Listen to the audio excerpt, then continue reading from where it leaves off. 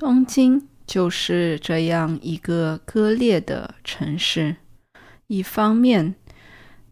这里有非常多有创意的人，但另一方面，你去日本早高峰的地铁上看一看，似乎每一个人都是一个模子里刻出来的。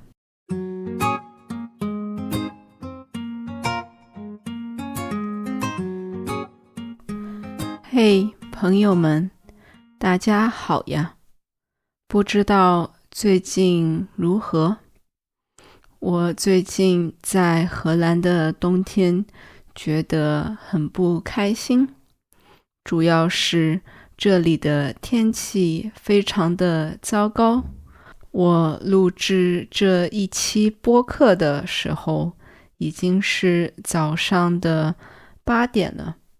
但是外面的天空还是非常的黑，一点都没有早上起来那种清爽的感觉。于是我就想聊一聊一些让自己开心的事情。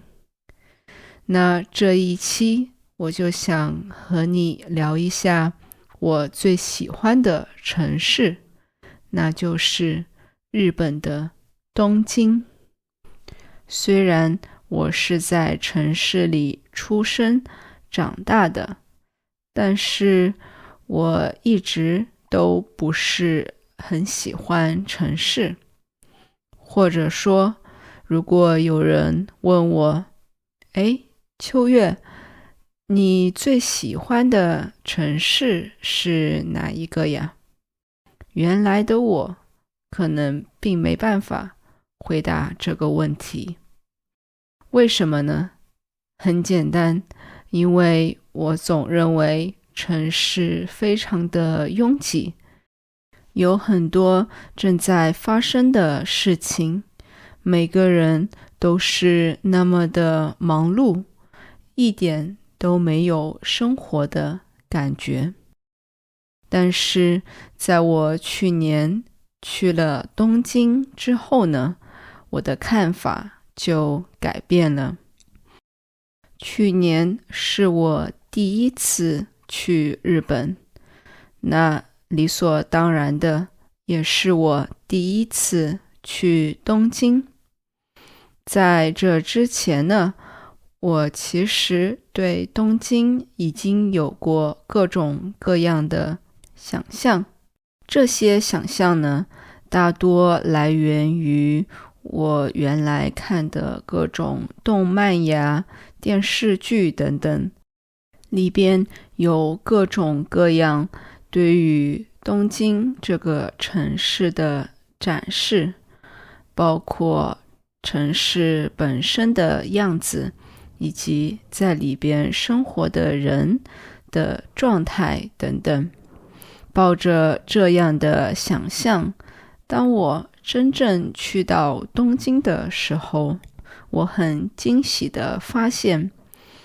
东京这个城市本身和我之前的想象简直就是一模一样。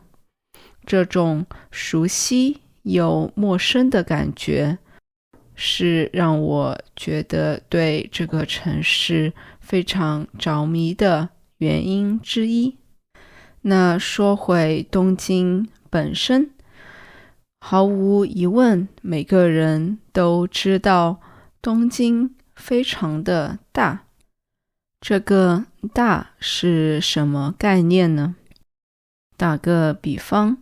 如果我想从城市的一端到城市的另外一端，我需要坐地铁，大概2到3个小时。我在东京待了有2个星期左右的时间，我都没有去到东京的每个区。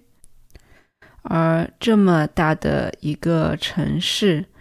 它的生活中心其实是相对比较分散的。自然，东京最出名的一些商圈呢，就是秋叶原，也就是Akihabara，以及涩谷，也就是西布亚之类的，在国外都很著名的购物中心。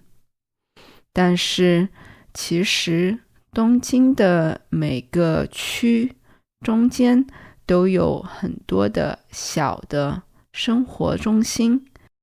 在城市建筑研究领域里呢，有一个理论，或者说城市设计的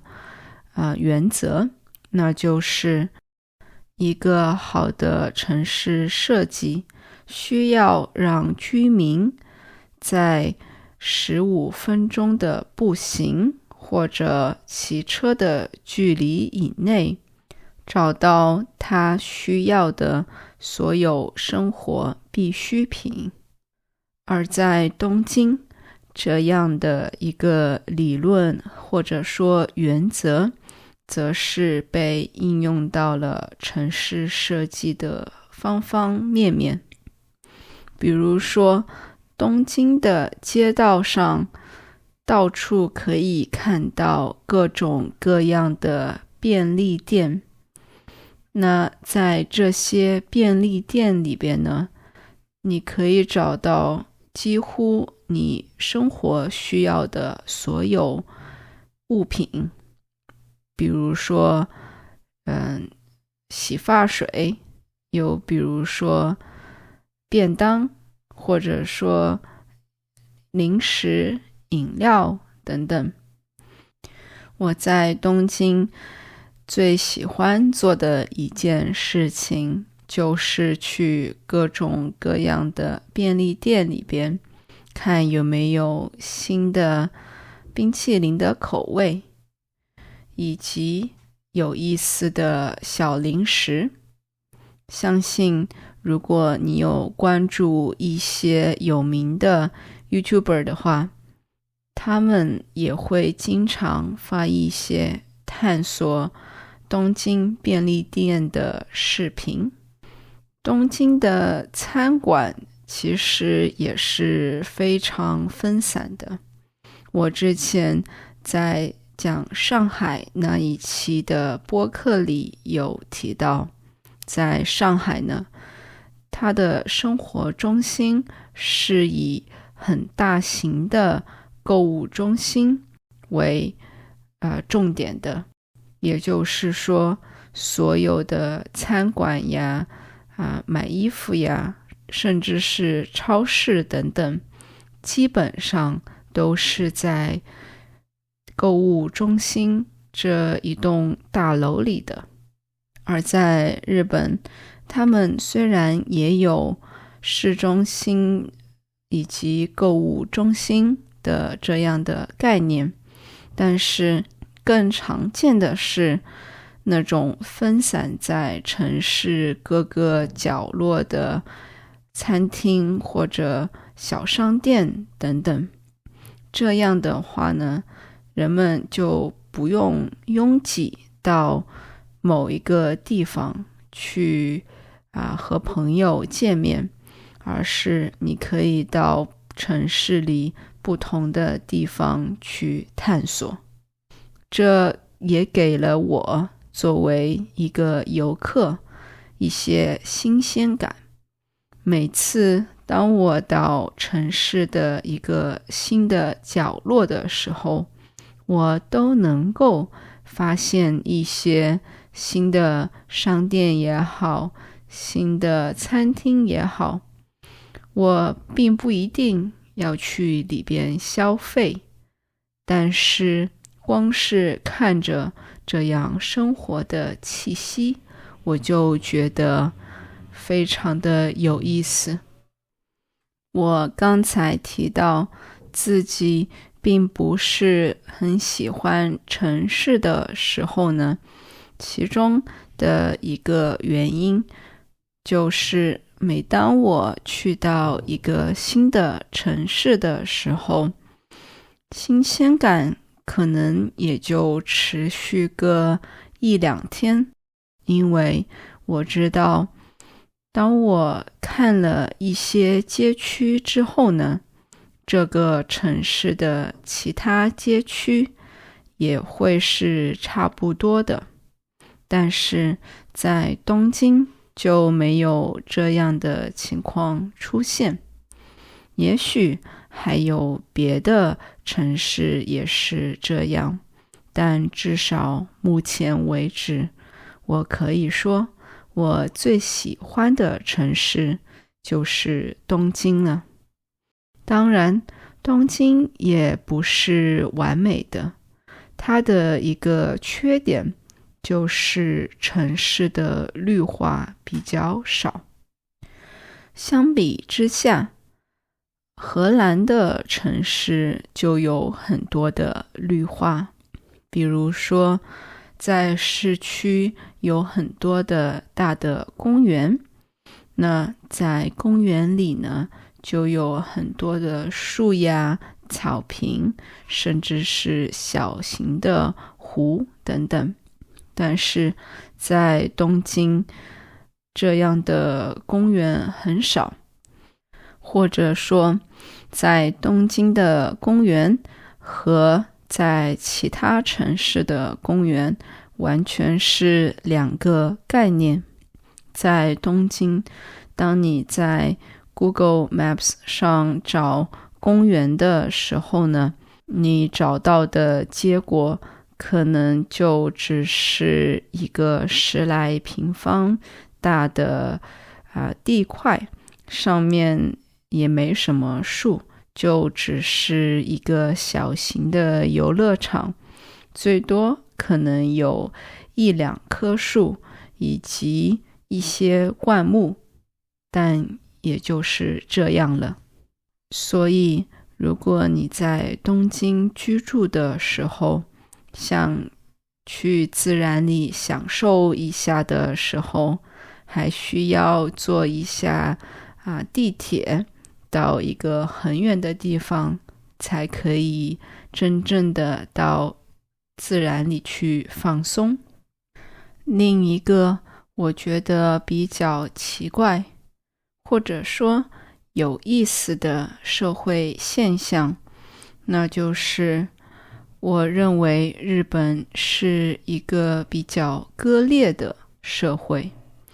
割裂的意思呢，就是某个事物它存在非常不同的两面。拿日本的社会或者说东京的社会为例子，一方面在东京，我相信有很多非常有创意的人，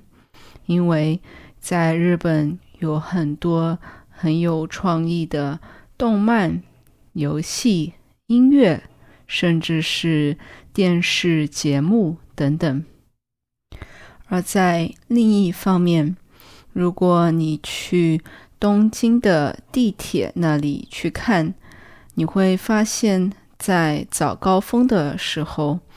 几乎所有人都穿着同样的衣服，有同样的装扮，然后去到几乎是同样的办公楼里边去工作。这样一种很有创意，但同时似乎每个人都长得一模一样的现象，就给了我一种非常割裂的感觉。但即使是这样，东京仍然是我最喜欢的城市。我前段时间读了一本书，叫做《东京8平米》，讲的是一位日本的作家，他在日本租了一个8平米的公寓。8平米是什么概念呢？8平米大概就是一张床、一张桌子，然后有一点点活动的空间。甚至是没有洗澡的地方，没有厨房，这样的空间怎么能够居住呢？但是对于这个作家却是可行的。一方面，当然他本人对于工作、对于生活的空间没有很高的要求，但另一方面，东京这个城市本身也让这样的生活方式成为了现实。他在书里边提到，他每天在他的公寓里只是做一些最基本的事情，比如说换衣服，比如说睡觉，但除此之外的事情他都在家外面做。而东京这个城市也给他提供了这样的可能性，比如说在便利店你可以买到加热就可以吃的饭，你可以在咖啡厅里边办公，你可以去社区的澡堂里洗澡，人们也不会对你这样的生活方式指指点点。这样的生活方式其实是我很向往的，虽然说我并不一定想生活在只有8平米的公寓里，但是这样便利的生活以及和人们接近但同时又有一些距离感的生活，正是我所向往的。说回来，《东京8平米》这本书的作家虽然是日本人，但是这本书却是用中文写的。这位作家他曾经在中国生活过很长一段时间，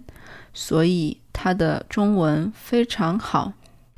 这本书的语言相对于中文母语者所写的书，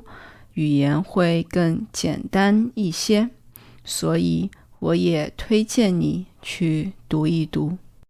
那今天的播客到这里就结束了，我们下期再见。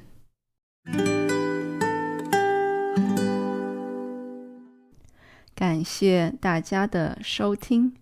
如果你对我们的内容感兴趣的话，欢迎访问我们的网站 realchinesetalk.nl。 你可以在主要播客平台 YouTube 同名频道上找到我们。为了帮助你更好地理解播客内容，学习中文，我们还提供精心修订的文本、相关的词汇和例句，以及和播客相关的问题，帮助你学习。订阅我们的 newsletter， 你可以免费得到一期上面提到的内容，以及更多有意思的关于中国文化、中文的内容。我们下期再见，拜拜。